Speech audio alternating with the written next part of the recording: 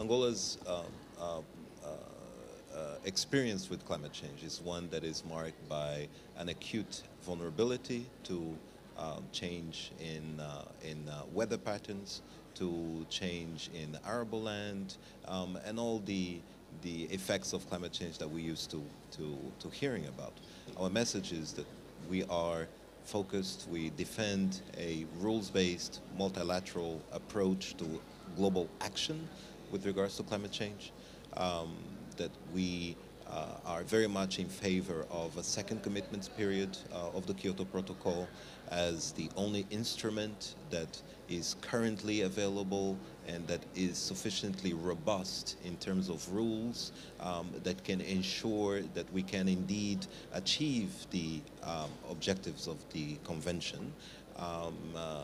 So those are our main preoccupations with regards to this to COP18. So we'd like to see a second commitments period finally, although it's been agreed to, but finally enacted, go into effect.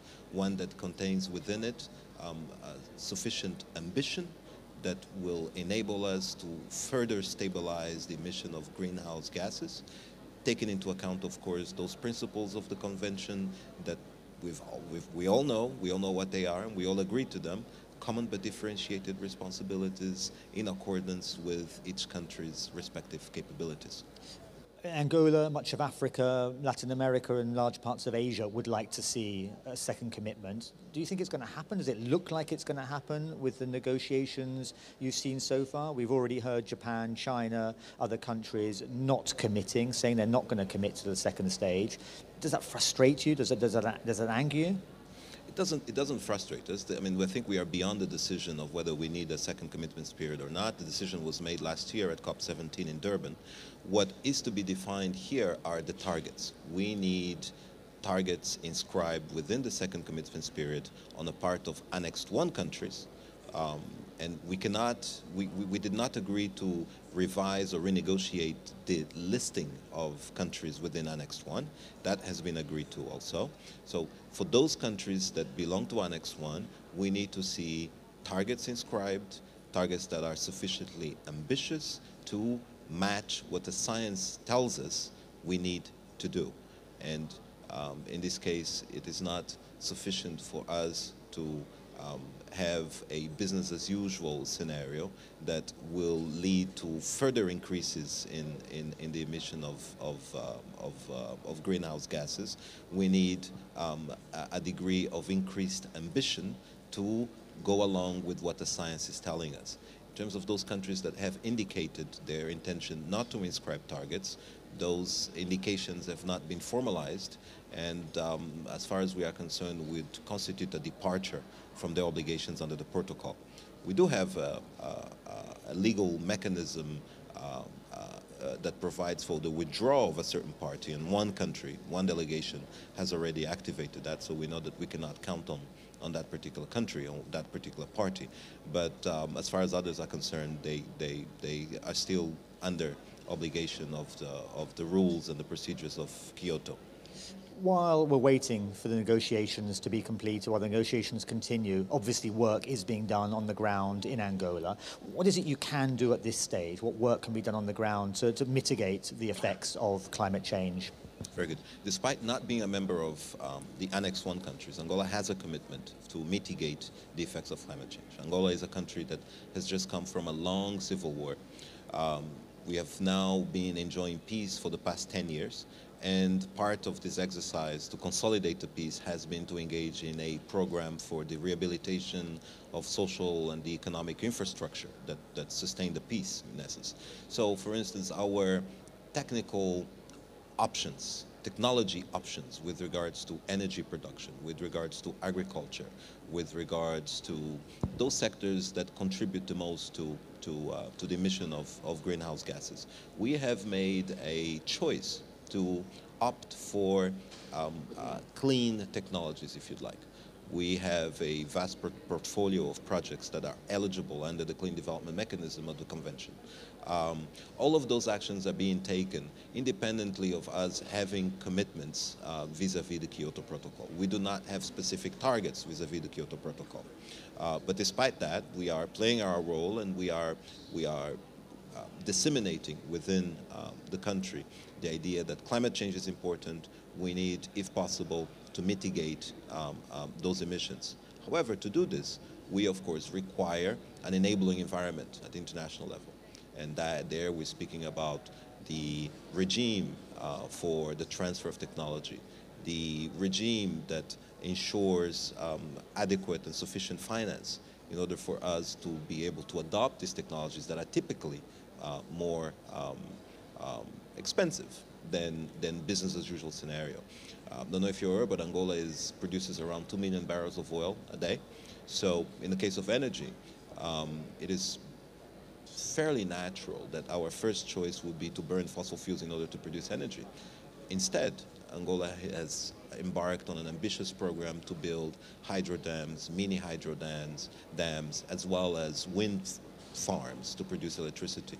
Those are technology choices that are typically more capital intensive and that require technology that we do not produce. Therefore, this international enabling environment is something that is of importance to us and something that we certainly defend and argue for here. It's great, thank you very much. Well, I'll pass it on to your colleague, and you'll ask in Portuguese. Okay. Primeira questão, gostava de saber quais são as preocupações que Angola traz para apresentar nesta conferência. Angola está presente nesta conferência, 18ª Conferência das Partes sobre as Alterações Climáticas, com uma delegação multissectorial e também multidisciplinar. Temos conosco representantes de diversos departamentos ministeriais, representantes da sociedade civil, representantes do setor privado. A nossa principal preocupação é assegurar que o regime climático internacional continue a ser regido pelo direito internacional, pelo sistema multilateral do qual fazemos parte e do qual julgamos é a forma mais adequada de assegurar os interesses de todos como iguais.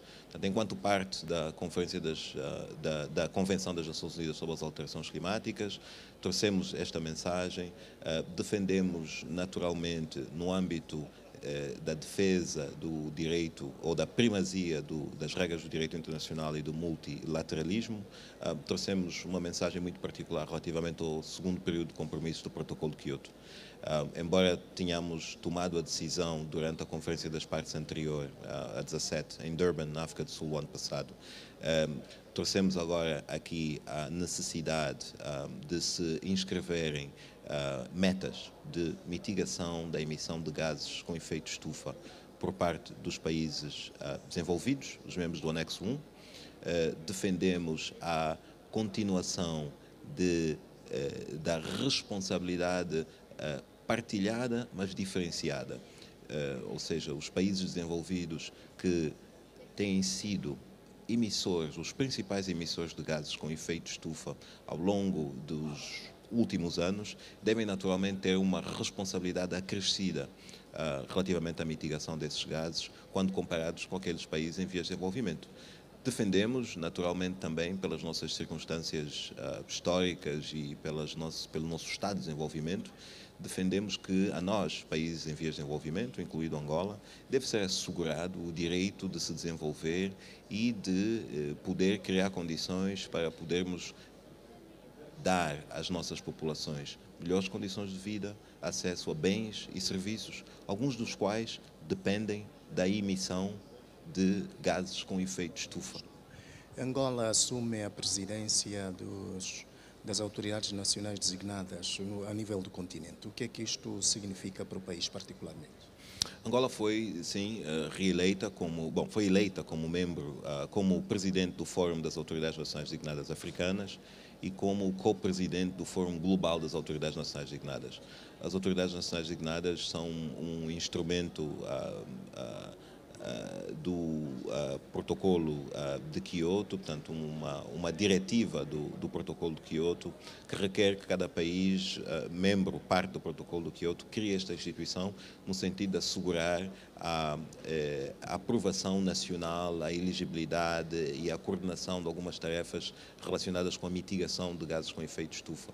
O Fórum das Autoridades tem como missão disseminar as oportunidades relativamente a projetos potencialmente geradores de créditos de carbono e julgamos ser um reconhecimento importante dos esforços por parte do nosso Executivo, no sentido de interiorizar, no sentido de incrementar e no sentido de massificar a adoção de tecnologias limpas, tecnologias menos emissoras de gases com efeito estufa nas nossas economias, na nossa economia.